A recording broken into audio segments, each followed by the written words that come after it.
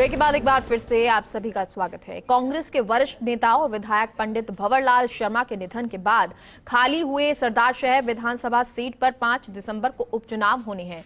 विधानसभा उपचुनाव को लेकर नेता प्रतिपक्ष गुलाब चंद कटारिया ने फर्स्ट इंडिया से खास बातचीत में भाजपा की जीत का दावा किया।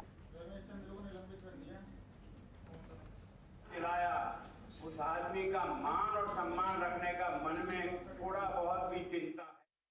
सरदार शहर उपचुनाव होने ऐसे में भाजपा और कांग्रेस ने दोनों ही अपने अपने उम्मीदवारों की तलाश शुरू कर दी। हमारे साथ उपने नेता प्रतिपक्ष गुलाब चंद जी कटारिया, सर क्या सरदार शहर से ही निकलेगा 2023 का रास्ता?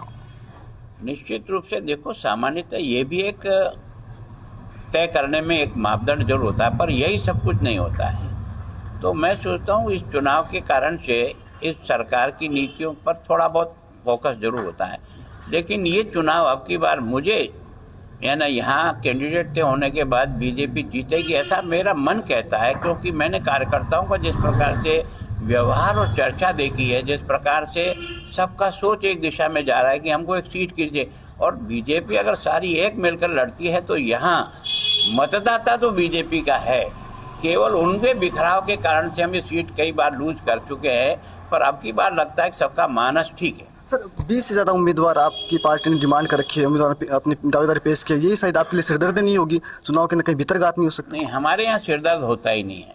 मतलब अधिक सीटें मांगने का मतलब यह है कि ये सीट जीतने लायक बन रही है, इसलिए कोई खड़ा होता है। डूबती नाव में कोई बैठना पसंद नहीं करेगा, तो इसका मतलब ये है कि और उसमें से टिकट मांगना सबका अधिकार है, लेकिन निर्णय जब होता है तो उसको सब स्वीकार करके उसके साथ लगते हैं और परिणाम आता है उसमें। राजस्थान में अब तक उपचुनाव के अंदर भाजपा को बहुत ज़्यादा सफलता नहीं मिली, क्या इस बार सीएम अशोक गहलोत का जादू रोक पाएगी भाजपा सरदार शहर में? देखो, मेरा मन कहता है, अब ये तो चुनाव के बाद ही अपन मिलेंगे तब कह सकते हैं, पर मेरा इतने वर्षों का अनुभव और जो कुछ मैं फील्ड में घूमता हूँ, मैंने बाकी जगह कभी इस प्रकार की बात नहीं कही, पर यहाँ जो कार्यकर्ताओं का रुख देखा है और जिस प्रकार का उनका व्यवहार देखा है, मुझे लगता है कि अगर इन्होंने वास्तव में जैसा यहाँ कहा है उसके अनुसार अगर इन्होंने काम किया तो ये सीट हम श्योर जीते। कल आपने फीडबैक लिया, किस प्रकार का फीडबैक कार्यकर्ताओं से मिला आपको? देखो, लगभग हर एक कैंडिडेट के बारे में जो कुछ भी इनका प्लस माइनस है आया है, सारी सबसे चर्चा की है।